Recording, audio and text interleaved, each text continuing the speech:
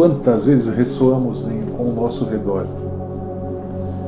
Todos nós temos aí provavelmente um caso em família, um conhecido, um amigo que, depois de passar por determinada experiência emocional, traumática, por exemplo, tenha desenvolvido uma doença de proporções gigantescas na vida da pessoa. Casos como o de uma mulher que presencia um assalto violento e meses depois acaba descobrindo que tem esclerose múltipla. A nossa dificuldade talvez esteja em que, entre o fato e o tempo de desenvolvimento do problema, existe um lapso e nós normalmente preenchemos esse lapso não com a informação original. Eu não consigo mais identificar a origem do problema. Eu acabo vinculando isso a outras coisas que me acontecem no cotidiano. Já quando, por exemplo, você é acometido por uma emoção muitíssimo forte e pode vir a ter um infarto, você associa diretamente, olha, ele passou por isso, porque é imediato. No caso de doenças de longa duração, não necessariamente esse gatilho é tão rápido a ponto de você vincular a origem com a consequência do problema. Um exemplo, mães que, ao se verem afastadas dos filhos, desenvolvem doenças terríveis na mama. Dificilmente vai haver uma associação direta, até na via normal da medicina, falando que isso aconteceu porque... É claro que sempre vai haver uma explicação molecular, biológica, e que não necessariamente coaduna com a realidade. Até que ponto a minha saúde ela é uma vibração e aquilo que eu vivo desencadeia um estado bom ou ruim para mim? Bom, estamos cansados de saber de que as escolas de medicina veem o corpo humano como uma máquina, não é? E a medicina em si olha cada órgão de forma separada e estuda isso de forma separada. Eu acho que hoje nós já temos informação suficiente, através da física quântica principalmente, né, de que nós somos energia pura, né? A nossa forma é uma energia condensada. E se a energia ela está em constante estado vibracional, isso está mais do que provado. E já tem muitas correntes, né, de pensamentos e comprovações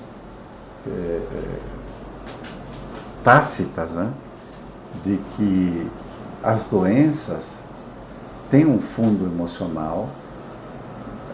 Obviamente, há uma questão hereditária, há uma questão genética, que pode ou não pode ser desenvolvida.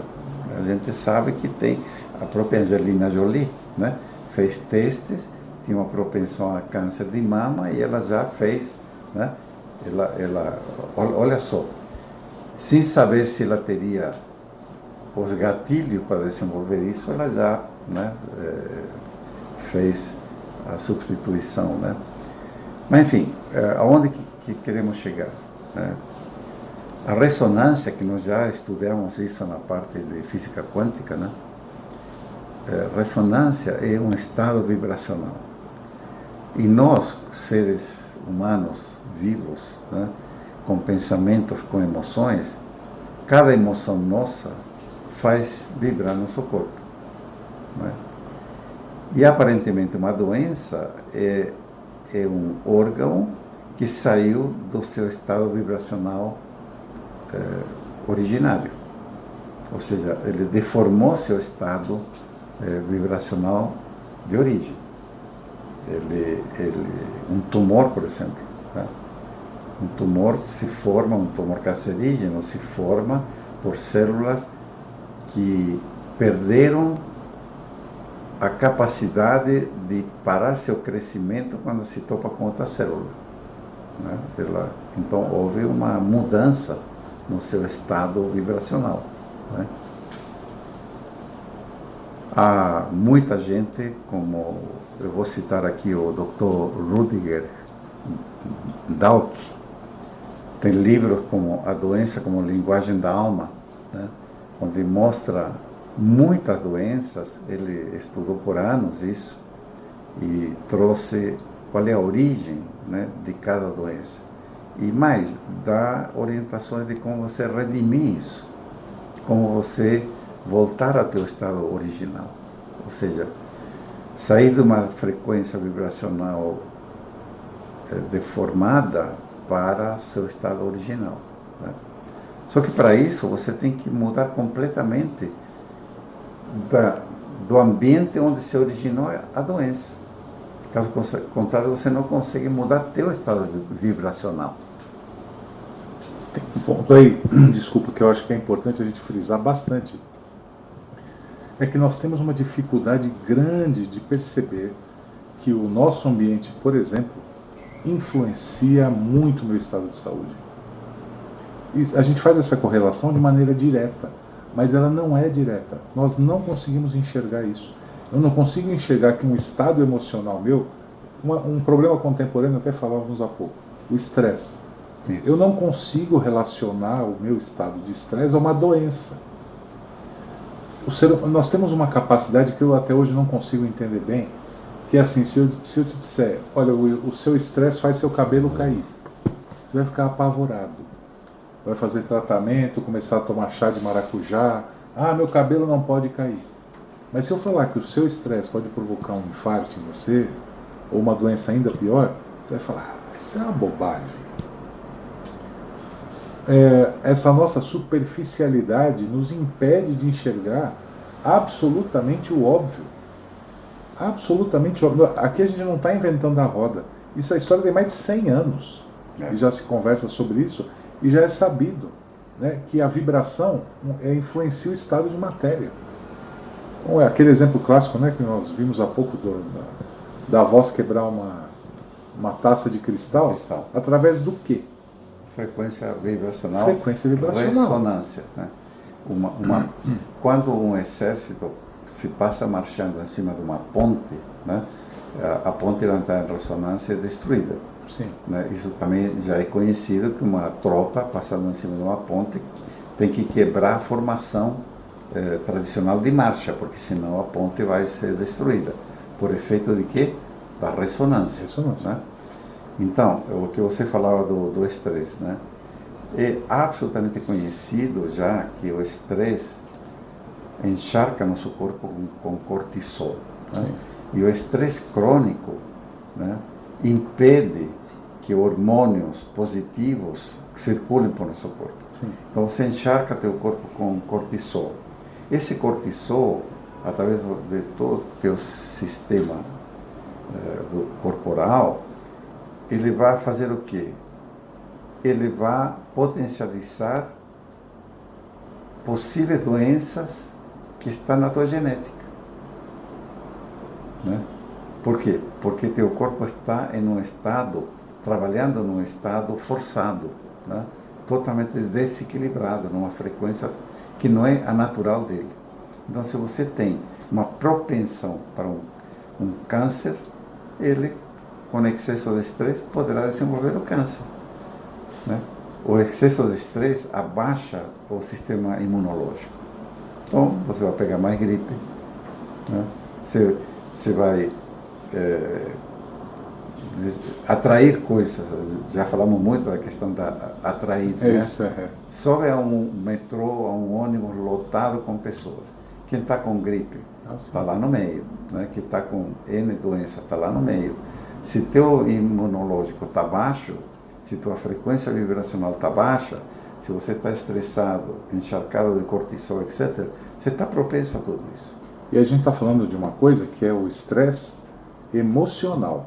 Não é outro erro que se comete. Quando a gente fala estresse, normalmente se associa estresse laboral. O meu chefe é isso, eu tenho que correr, eu tenho que pular. Não. É claro que isso também é uma fonte de estresse. Mas isso sempre vai existir. Então o problema não é o fato em si, é como eu lido com isso. Por isso que eu estou falando de um estresse emocional.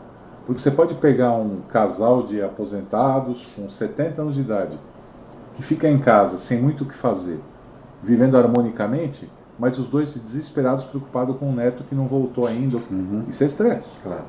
E às vezes um estresse tão elevado que eles não conseguem comportar. Muito tempo passando por isso, você está provocando uma vibração.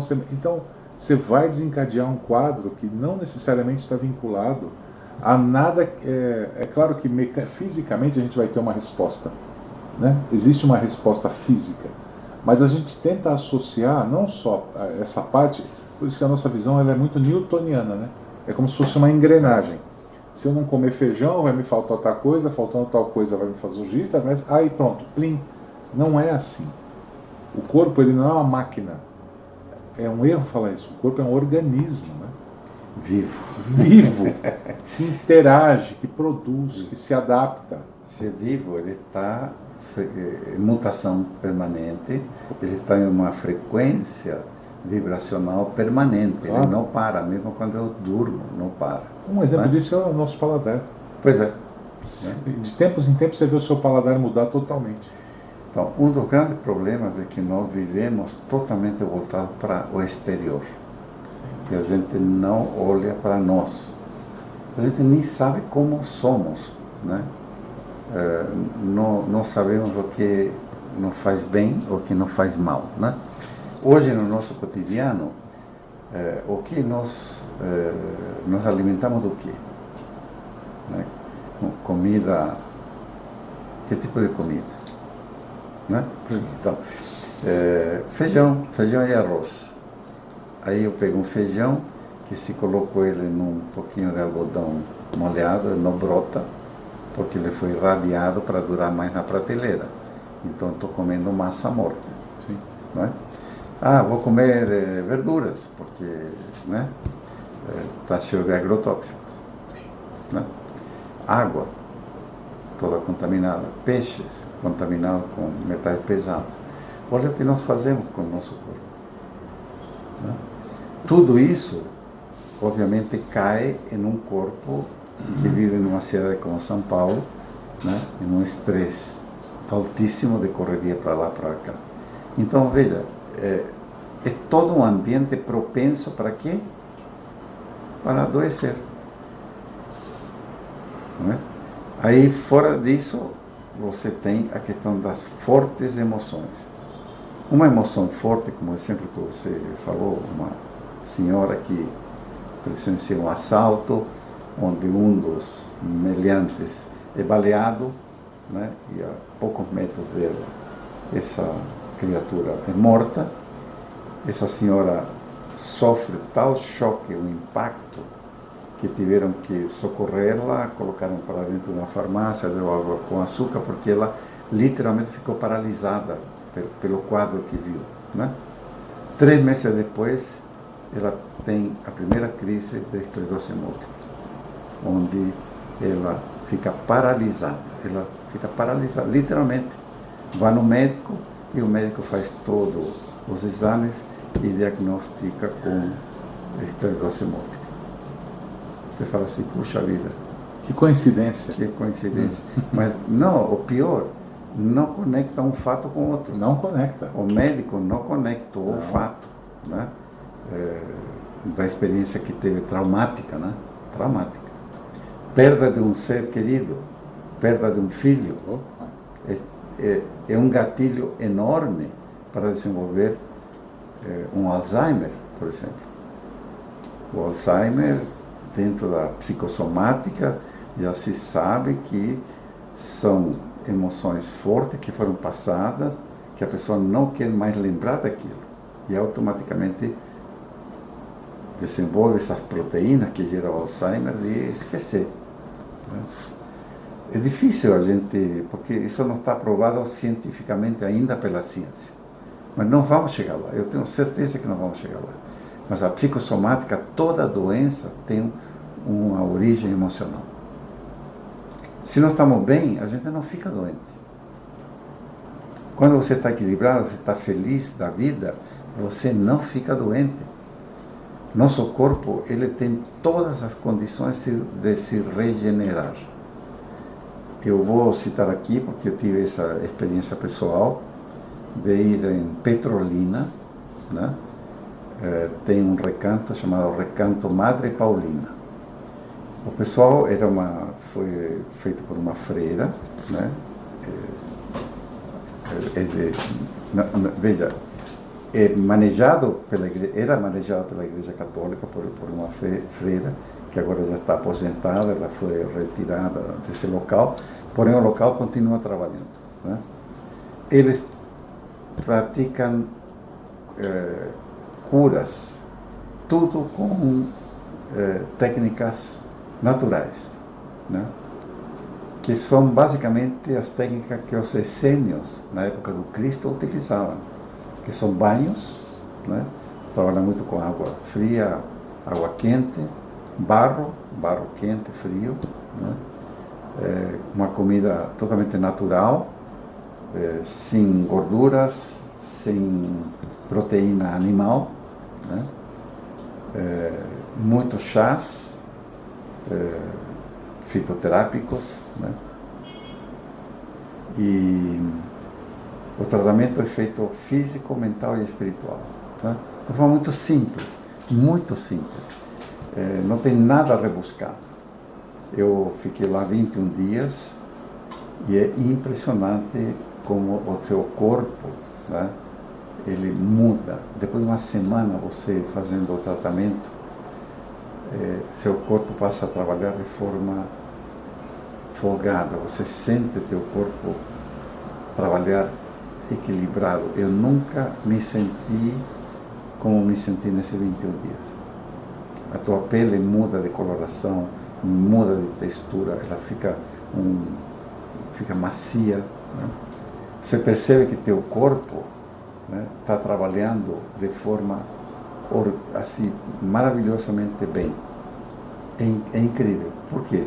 Você saiu de um meio altamente estressante e você vai num local onde tudo é benéfico para a tua saúde, né? Você está fora do estresse, cuida da alimentação, cuida da emoção, e você entra num ritmo que deveria ser nosso ritmo natural, né?